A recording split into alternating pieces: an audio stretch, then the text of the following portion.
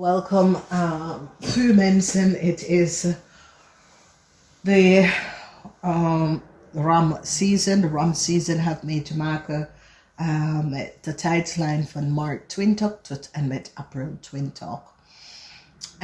Als we bekijken de eerste huis hebben we situatie met jullie ram, man en je family. En het is around geld en financial situatie. In the house of money, jullie zou best wel, je financial flow is good. There's geluk wanneer het komt to the casino. Dus als je bent iemand dat gaat naar de casino, doe scratch off, het is best wel goed. Some sort of a news, dat ik van jullie gaat even je partner vertellen dat er is geen liefde, je hebt geen liefde tussen u en je partner niet meer, oké? Als we kijken de House of Vriendschappen, sommige van jullie dat hebben een waterman, dat is een kennis of een vriend, geen succes voor this person. This person is gepakt met een Leo for some sort of fraud. In the sixth house is zeer positive, unexpected geluk. Dus je geluk zit in de sixth house en de derde house en de tweede house, oké? Positive transformation komt op in de 7th house met relatie en de contractual overeenkomstwerk. In de 8th house, sommige van jullie komen en onverwacht is zwanger. Dus je hoort dat jij zelf is zwanger of je komt achter dat je onverwacht is zwanger of het is je partner of is een kennis of is een familielid of is je zus of je broer dat je hoort dat iemand is in verwachting.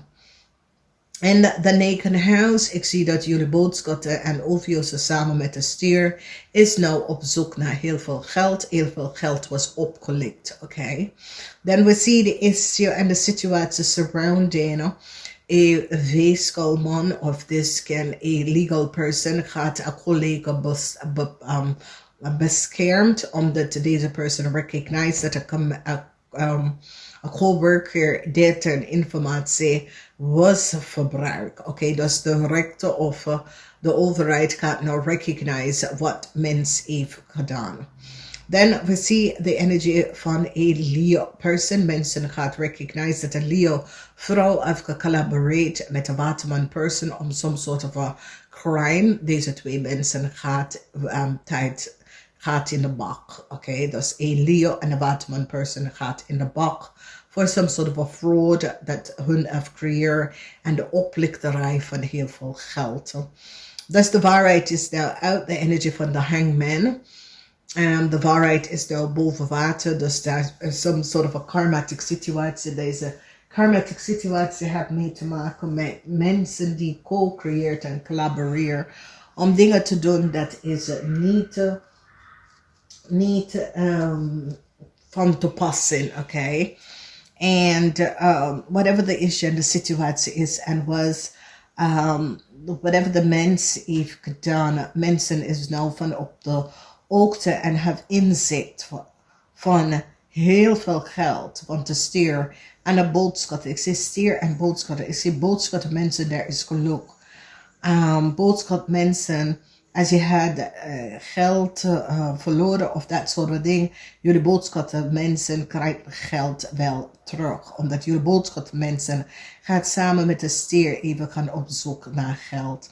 Je geluk zit in de tweede huis, de derde huis. Iets mee te maken met de casino, ja, geluk is daar.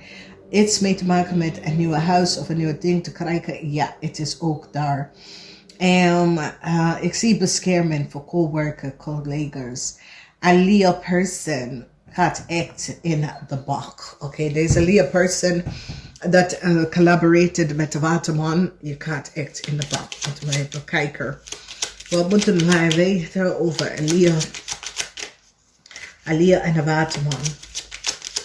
Een Leo en de waterman. Deze Leo en waterman creëert some sort of fraud.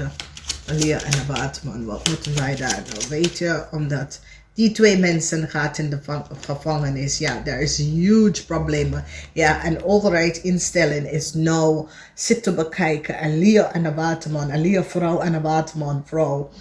de fraud dat ze hebben gedaan en de oplichterij van heel veel geld.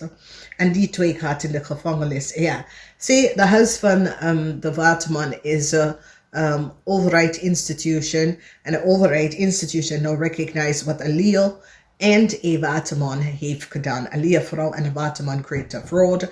Een overheid institution is nou onto deze mensen en nou have inzicht en recognize wat deze mensen heeft gedaan. Dus ja, ik had het niet voor de Engels laten zien, maar ja, je kan het altijd zien. De huis van de 11e huis heeft mee te maken met de overheid institution, oké? En dus praten we over de belastingdienst, grote gemeentehuis, dat soort van dingen. En nu, de gemeentehuis of de belastingdienst is nou van achter, or some sort of a overheid institution, nou recognize wie deze Leeuw is. And that deze Leeuw en de waterman created a fraud.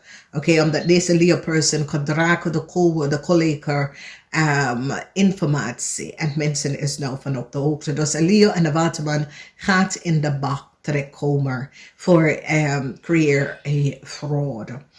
Dus dames en heren, deze fraud was gecreëerd door jaloezie. Jaloezie van wat mensen gaan ook zien dat een koppel gebruikt iemand anders getrouwde gegevens en creëert fraud. Oké, dus ja, het is zo is een legal person gaat nou recognize hoe ver een fraud is gebeurd, hoe ver een situatie ging. En de situatie ging heel ver, weet je, om some sort of a fraud. Dus geluk is in de 6 house. Heel veel van jullie gaat even achterkomen. We zien de gift van liefde, we zien talented, we zien de tweelings. Dus sommige van jullie gaat echt je tweeling tegenkomen. En dit gebeurt maart 20 tot en met april 20. Als we kijken de dingen met geld, het heeft mee te maken dat geld is daar. Jullie moeten echt je creativity even gaan doen. Zo kunstenaar, dat soort van dingen.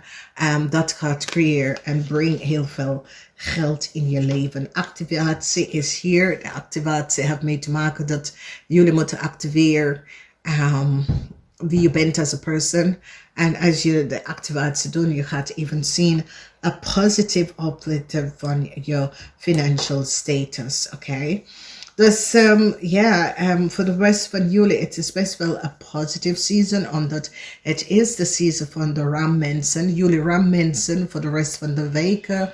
Week van de 30 tot 5, week van de 6 tot 12, week van de 13 tot de 20. Kan je even iedere week je maandelijke lezen even bekijken en daar kom je achter precies wat te verwachten in de jaar, oké? Dames en heren, ik ga het zeggen namaste. Niet vergeten, delen deze video, namaste.